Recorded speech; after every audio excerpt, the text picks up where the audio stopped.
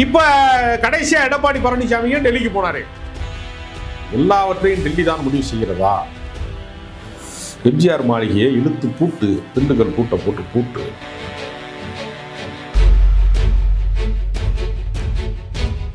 ஆனா கேட்குறாங்களே, டிடிவி தினகரன் என்ன கேட்குறாங்க? சிபிஐ வழக்கு விசாரணை இருக்கிறது, திகார் ஜெயிலுக்கு வர்றீங்களா, என்டிஏ கூட்டணிக்கு வர்றீங்களா, ரெண்டுல உங்களுக்கு 2 ஆப்ஷன் கொடுக்குறோம் அப்படின்னு சொல்லும்போது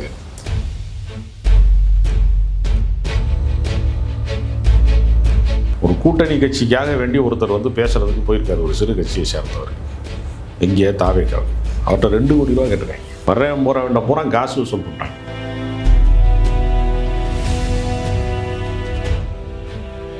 பாஜக அண்ணாமலை மேல சந்தேகத்தில் இருக்கிறது. அவர் தனி கட்சி தொடங்குவதற்கான திட்டத்தோடு இயங்கிக் கொண்டிருக்கிறார். கட்சியின் பேரால வசூல் வேட்டையை நடத்தி கோடிக்கணக்கான ரூபாய்.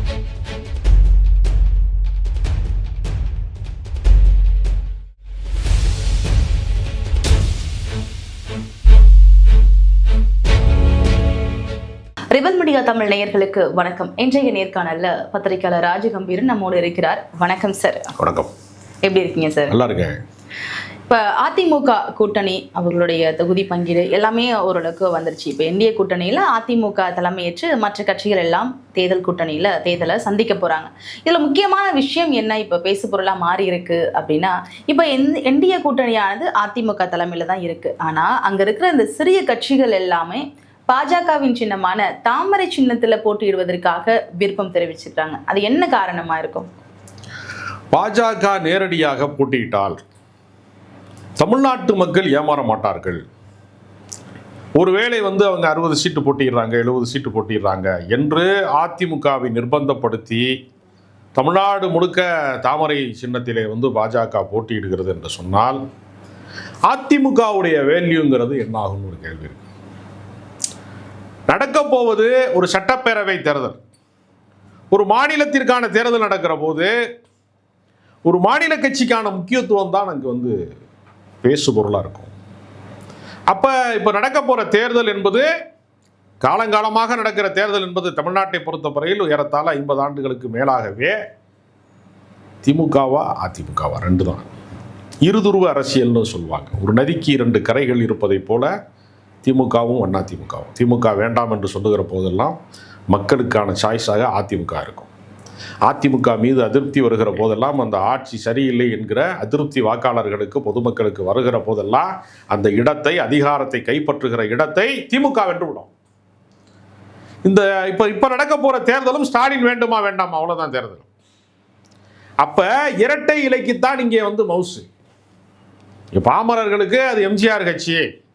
இன்னும் போய் நீங்கள் கிராமங்களிலே பின்தங்கிய பகுதிகளிலே போய் பார்த்தீங்கன்னா நீங்கள் எம்ஜிஆருக்கு இன்னும் வந்து மிகப்பெரிய அளவில் அவரை விரும்பக்கூடியவர்கள், ரசிக்கக்கூடியவர்கள், அவரை வந்து தெய்வமாக கருதக்கூடியவர்கள் எல்லாம் இன்னும் வந்து பாமர மக்கள் மத்தியிலே அவருக்கென்று ஒரு நற்பெயர், நன்மதிப்பு இப்பவும் இருக்கிறது.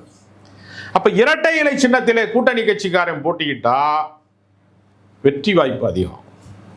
ஆனால் பாஜக மிக மிக தந்திரமாக சீட்டை கம்மியாக வாங்குறது மாதிரி ஒரு தோற்றத்தை உருவாக்கிவிட்டு, ஜி.கே. வாசனா, ஜான் பாண்டியனா, கூட்டணியில் யாரெல்லாம் இருக்க, ஏசி சண்முகமா, பச்சமுத்தா, யாராரு தாமரைகள்லாம் என்ன அர்த்தம்? நீங்கள் ஒரு சின்னத்திலே நிற்பதை பற்றி தேர்தல் ஆணையத்தினுடைய கணக்குப்படி பார்த்தீங்கன்னா அவர் அந்த கட்சியின் உறுப்பினர் என்று கையெழுத்து போட்டு தான் அவங்க பண்ணுவாங்க. வெளியில் தான் வந்து நமக்கு தெரியும் இந்த கட்சிக்காரரு அப்படின்னு.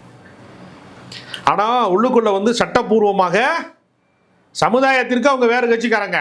ஜி.கே. வாசன் வந்து ஒரு வேறு கட்சிக்காரரு. ஆனால் சட்டப்படி அவர் யார் அப்படின்னு பார்த்தா பாஜக உறுப்பினர்.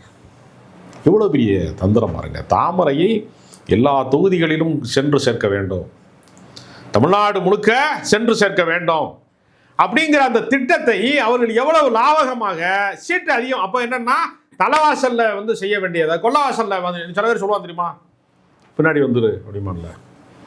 அதுதான் தலைவாசலில் நடக்க வேண்டியதை கொல்லவாசலில் நிறைவேற்றிக்கிற முயற்சியை பாஜக தந்திரம் வைப்பால் என்ன பண்ணிட்டாங்கன்னா, அதிமுகவுக்குள்ளே எப்பெல்லாம் அக்கப்போர் நடக்குதோ, சண்டை நடக்குதோ, முரண்பாடு தோன்றுகிறதோ, அப்பொழுதெல்லாம் அவங்க என்ன செய்வாங்க, டெல்லிக்கு ஃப்ளைட் ஏறிடுவாங்க. நமக்கு தெரியும் கடந்த காலங்களில் செங்கோட்டையன் போனார், எல்லாருமே போனாங்க. அதிமுக பஞ்சாயத்து வரும்போது டிடிவி தினகரன் யாராக இருந்தாலும் இங்கே தான் போவாங்க. இப்போ கடைசியாக எடப்பாடி பழனிசாமியும் டெல்லிக்கு போனார். எல்லாவற்றையும் டெல்லி தான் முடிவு செய்கிறதா? எம்ஜிஆர் மாளிகையை இழுத்து பூட்டு, திண்டுக்கல் பூட்டை போட்டு பூட்டு அப்படின்னு ஏற்கனவே அதிமுகவில் இருந்தவர், இன்றைக்கு திமுகவினுடைய அமைச்சராக இருக்கக்கூடிய ரகுபதி போன்றவர்களாம் சொன்னாங்க. இப்போ அதிமுகங்கிறதே என்னன்னா, ஜெயலலிதானாலே ஒரு தில்லு, ஒரு தனாவட்டு. அவங்க முன்னாடியே யாருமே வந்து அப்படியே கூனி குறுகி தான் வந்து கை கட்டி தான் நிற்கணும், சாஷ்டாங்கமாக விழுகணும் அப்படிங்கிற அளவுக்கு ஒரு சர்வாதிகாரம் மாதிரி ஜெயலலிதா. அப்பா பியூஷ் கோயல் இங்கே இருக்க பாஜகக்காரங்கெல்லாம் வாசலில் வந்து காத்து கிடந்து பல மணி நேரம், அப்பயும் சந்திக்க மாட்டோம்னு சொன்ன வரலாறெல்லாம் உண்டு. வாஜ்பாய் ஆட்சியை கவிழ்த்தவர் ஜெயலலிதா, சங்கராச்சாரியாரை கைது செய்தவர் ஜெயலலிதா. ஜெயலலிதா வந்து ஒரு மிகப்பெரிய, அதாவது ஒரு முரட்டு துணிச்சல்னு சொல்லுவாங்கல்ல, அதுக்கு அடையாளம் அவங்க. அப்படிப்பட்ட கட்சியில் மோடியா லேடியான்னு கேட்ட கட்சியில் இவங்க அதிமுகவை அமித்ஷா திமுகவை மாற்றிட்டாங்களே அப்படிங்கிற அதிருப்தி யாருக்கு இருக்குன்னா, அதிமுக தொண்டர்களுக்கே இருக்கு. மதுரையில் வந்து மோடி வந்து வருகை தருகிற போது திருப்பரங்குன்றத்தில் போய் சாமி கும்பிட்றோங்கிற பேரில் மத பெரும்பான்மை வாதத்துக்கான சிக்னலை கொடுக்கும்போது அன்று மாலை நடந்த கூட்டத்தில் முகப்பிலே பெரியார் படத்தை அகற்றி விட்டார்களா இல்லையா? இந்த கட்சிக்கு அதிமுகங்கிற கட்சி எங்கிருந்து வந்தது? திமுகவில் இருந்து வந்தது. திமுக எங்கிருந்து வந்தது? திகாவில் இருந்து வந்தது. பெரியார் இல்லை என்றால் திராவிட இயக்கமே இல்லை. பெரியார் இல்லை என்றால் அண்ணா கிடையாது. அண்ணா என்கிற ஒரு தலைவர் தோன்றவில்லை என்றால், அல்லது அவர் செயல்படவில்லை என்று சொன்னால் எம்ஜிஆர் இங்கிருந்து வந்தார். இல்லை, இப்படிப்பட்ட ஆளுமைகள் இருந்த இந்த கட்சி இப்போ ஒரு குறைவு ஏற்படும் பொழுது இதையெல்லாம் வந்து எடப்பாடியோட உடன்படிக்கையில தான் நடக்குதா? அவருக்கு உடன்பாடு இருக்கா? இதில் பர்சனலாக கூட அவருக்கு உடன்பாடு இல்லாமல் இருக்கலாம். ஆனால் கேட்குறாங்களே, டிடிவி தினகரன்ட்ட என்ன கேட்குறாங்க? சிபிஐ வழக்கு விசாரணை இருக்கிறது, திகார் ஜெயிலுக்கு வர்றீங்களா, என்டிஏ கூட்டணிக்கு வர்றீங்களா, ரெண்டில் உங்களுக்கு 2 ஆப்ஷன் கொடுக்குறோம் அப்படின்னு சொல்லும்போது திகார் ஜெயிலில் இருக்க முடியாதுங்க, வயசு 60 ஆயிடுச்சு, ஏசி இல்லாமல் கூட என்னால் இருக்க முடியாது, நான் வேணா என்டிஏ கூட்டணிக்கு வரேன், அப்படித்தானே வந்தாங்க. இது முழுக்க முழுக்க ரெய்டு கூட்டணி, கொள்கை கூட்டணி கிடையாது. எடப்பாடியே சொல்றாரு, கொள்கை வேறு கூட்டணி வேறு, கொள்கை வேற கூட்டணி வேறுன்னு சொல்றாரு, வெளிப்படையாக சொல்றாரு. அப்படின்னா என்ன அர்த்தம்னா, இது கொள்கையற்ற கூட்டணிங்கிறாரு. அப்படி பார்த்தா இப்ப டிவிகே விஜயும் வந்துட்டு நான் கூட்டணிக்குள்ள கூப்பிட்டாங்க, அவர் வரலையே. அது காரணம் என்ன? ஒரு உரைக்குள்ளே 2 கத்தி இருக்க முடியாதுன்னு சொல்லுவாங்க, 2 போர்வால் வந்து ஒரு உரைக்குள்ள இருக்க முடியாதுப்பாங்க. அது மாதிரி தான் அது. நான் 2.5 வருஷம் முதலமைச்சராக இருக்கேன், நீ 2.5 வருஷம் முதலமைச்சராக இருக்க அப்படின்னு சொன்னா, நீ இன்னும் வந்து நிரூபிக்கப்படாதவன். உன்னுடைய வாக்கு சதவீதம் என்ன, உனக்கு மக்கள் ஆதரவு இருக்கிறதா இல்லையா, சும்மா சீன் போடுறியா, பில்டப் பண்ணுறியா, ஒரிஜினலான யாரு அப்படிங்கிறதெல்லாம் இன்னும் உறுதி செய்யப்படாத நேரத்தில் நான் வந்து 2.5 வருஷம் முதலமைச்சராக இருக்கேன், நீ 2 வருஷம் முதலமைச்சராக இருக்குன்னு சரிக்கு சமமாக ஒரு 50 ஆண்டு கால அரசியலை செய்தவர் எடப்பாடி பழனிசாமி. எடப்பாடி பழனிசாமி அரசியலுக்கு வந்ததற்கு பின்பு பிறந்தவர் தான் விஜய். ஸ்டாலினுக்கு எப்படி ஒரு 50 ஆண்டு கால அரசியல் வாழ்க்கை இருக்கிறதோ அது மாதிரி இவங்க எடப்பாடிக்கும் இருக்கிறது. அது கோணல் மணலாக இருக்கலாம், குறுக்கு வழியில் வந்திருக்கலாம், அது வேற, கூவாத்தூர் வழியாக வந்திருக்கலாம், கும்பிட்டு விழுந்து வந்திருக்கலாம், தவழ்ந்து கூட வந்திருக்கலாம். ஆனால் 50 ஆண்டு காலம் அவர் வேலை செஞ்சிருக்கிறார், ஏதோ ஒரு வேலை திட்டத்தின் கீழே இருந்திருக்கிறார். நீ நேற்று வரைக்கும் சினிமாவில் வந்து டான்ஸ் ஆடிட்டு திடீர்னு நாட்டை ஆளணும்னா எப்படி மக்கள் வந்து ஏற்பார்கள்னு ஒரு கேள்வி இருக்கிறேன். உன்னிடத்துல வந்து அவ்வளவு தலைவர் பஞ்சமாக தமிழ்நாட்டில் தலைவிரித்து ஆடுகிறது. விஜய் வந்து தான் இந்த நாட்டை காப்பாற்றணுங்கிற அளவுக்கு அந்த நாடு இருக்குது. நான் கேட்குறேன், அவருக்கு ஏதாவது நிர்வாகம் தெரியுமா? பற்றி எரிகிறது அரசியலில் வந்து தினசரி வந்து புதிய புதிய இது விஷயங்கள் வந்துக்கிட்டே இருக்கு. இவர் தனி விமானம் பிடிச்சி அட்லி மனைவிக்கு வளகாப்பு நடக்குதுன்னு ரிலாக்ஸாக போயிட்டு வர்றாருண்ணா, இந்த பக்கம் போய் வழக்கு நீதிமன்றத்தில் போய் சங்கீதா வழக்கு போடும்போது என்னை வீட்டில் இருந்தால் துன்புறுத்தினார், என்னை தனிமைப்படுத்தினார், என்னை வந்து அடித்தாருங்கிற அளவுக்குலாம் போனதுக்கு பின்பு அடுத்த நாளே ஜோடியா திருவான்மையூர் திருமண விழாவுக்கு வர்றதுக்கான அந்த தனாவட்டு இருக்குல்ல, இந்த திமிர் இருக்குல்ல, ஆணாதிக்க திமிர். யோசிச்சு பாருங்கள், உள்டாவாக யோசிச்சு பாருங்கள். சங்கீதா அந்த மாதிரி வந்தால் ஏற்றுக்குவாங்களா? அது இன்னொரு ஆணோட ஒரு பாய் ஃப்ரெண்ட் இருக்காரு, அடுத்து இவரோட தான் வாழ போகிறேன்னு சொன்னால் ஒத்துக்குருவாங்களா? இவ்வளவு ஆணாதிக்க திமிரு. அப்போ கலை யதார்த்தம் என்னன்னே விஜய்க்கு தெரியல. விஜயை பார்க்க கூட்டம் வருவது வேறு, ஓட்டு வருவது வேறு. ரெண்டும் ஒன்றுன்னு அவர் நினச்சிக்கிட்டே இருக்கிறார். அது உண்மையாக இருந்தால் கமலஹாசன் ஏன் தோற்று போனோம் சட்டமன்ற உறுப்பினரா? ஏன் போன முறை வானதி சீனிவாசன்ட்ட தோற்றுறாரு? வெறும் 1200 வாக்கு வித்தியாசத்தில் தோக்குறாரு. கல யதார்த்தம் என்பது வேறு. அதனால் பிள்ளையார் சுழி போட்டு விட்டார்கள் அப்படிலாம் பேசினார் எடப்பாடி. அடக்க ஒடுக்கமாக ஒரு 40-30 சீட்டை வாங்கிட்டு ஒரு எதிர்க்கட்சி தலைவராகி அதுக்கு அடுத்து ஆட்சி தொடரும்னா ஒரு துணை முதல்வர் மாதிரி ஆகி படிநிலையில் வேணால் வளர்ச்சி அடைவதற்கு அவர் திட்டமிட்டிருந்தாருன்னா அவர் புத்திசாலி. அடைந்தால் மகாதேவி என்றால் மரணதேவின்ற மாதிரி எடுத்தவொடனே நான் முதலமைச்சராக அவன் சொன்னது இருக்கு இல்லையா, அந்த பேராசை விஜயை வீழ்த்தி விட்டது. விஜய்னால இனி நீ செல்ஃபி எடுக்காது. ரொம்ப போனால் விஜய் ஒரு ஆள் எம்எல்ஏ ஆகலாம். பெரும்பகுதி சட்டமன்ற உறுப்பினர்களே கூட பல இடங்களில் வரமாட்டாங்க. வெற்றி வாய்ப்பே இல்லை. அதனால் அதிமுக தாவேக்காவை அதெல்லாம் வதந்திகள்னு சொல்லப்படுதே. அவரே இதெல்லாம் வதந்திகள், நான் அந்த மாதிரி பேசலை. அது தோற்று போனதுக்கு பின்பு இப்படி சொல்லுவாங்க. எப்பவுமே அரசியலை பொறுத்தவரையில் இது நீ அப்புறம் ஏன் வதந்தின்னு சொல்கிறவங்க ஏன் பிள்ளையார் சொல்லி போட்டு விட்டோன்னு சொன்னாங்க? அதுக்கு ஒரு காரணம் வேணும்ல. வதந்தி கிடையாது. ஒரிஜினல் வதந்தி எதுன்னா இந்த காங்கிரஸ் வரப்போகுதுன்னு ஒரு பூதத்தை கிளப்பி விட்டாங்கல்ல, அதுதான் உண்மையான வதந்தி. ஏன்னா காங்கிரஸ் இதை காமிச்சு பேரத்தை வலிமையை கூட்டி கொண்டார்கள், அதிகப்படுத்தி கொண்டார்கள். ராஜ்யசபா வாங்கிட்டாங்க, 25 28 ஆக்கிக்கிட்டாங்க. அதனால் அது விஜயை காட்டியே பேர வலிமையை கூட்டி கொண்டார்கள். அதுதான் நடந்துச்சே தவிர இவங்களுக்கு பேரம் பேசவும் தெரியலை. தாவேக்காரங்களுக்கு செக்கு எது செவ்வலிங்க எதுவும் தெரியாதும்பாங்கல்ல நாய்க்கு, அந்த மாதிரி இவங்க அரசியலில் அவங்களுக்கு திசை தெரியலை. எந்த பக்கம் போகணும்னு ஒரு சினிமாவில் தான் நகைச்சுவை காட்சி வரும். பிச்சைக்காரனாக இருக்கிற செந்தில் சொல்லுவான், எந்த இடத்துல என்னைக்கு போனால் என்ன கிடைக்கும் தெரியணும். பெருமாள் கோயிலில் இன்றைக்கி பொங்கல் போடுவாங்க, ஏஆர் ரமன் வீட்டில் இன்றைக்கி பிரியாணி போடுவாங்கன்னு எனக்கு தெரியும், அனாவசியமாக அலையக்கூடாதுன்னு சொல்லுவார் செந்தில். எங்கே கூட்டணி வச்சா என்ன நடக்குங்கிறதுல அரசியலில் ஒரு கணக்கு இருக்கிறது. பஞ்சத்துக்கு ஆண்டியா நீ பரதேசிய நீ பஞ்சத்துக்கு ஆண்டியா பரம்பரை ஆண்டியான்னு ஒரு கேள்வி இருக்குது. அதனால் அரசியலில் ஒரு முதிர்ச்சி பெற்ற அனுபவம் மிக்கவர்களால் எடுக்கப்படக்கூடிய முடிவு என்பதற்கும் அரைவேக்காடுகள் எடுக்கிற முடிவு என்பதற்கும் வித்தியாசம் இருக்குது. தாவேக்காவை பொறுத்தவரையில் வெறும் 30 நாள் தான் இன்னும். அதுக்கு முன்னாடி அவங்க கட்சியே நடத்த முடியாது. பூரா காசு வசூல் பண்ணுறாங்க. ஒரு கூட்டணி கட்சிக்காக வேண்டி ஒருத்தர் பேசுகிறதுக்கு போயிருக்காரு, ஒரு சிறு கட்சியை சேர்ந்தவர். எங்கேயே தாவேக்காவு அவர்கிட்ட 2 கோடி ரூபா கேட்டிருக்காங்க.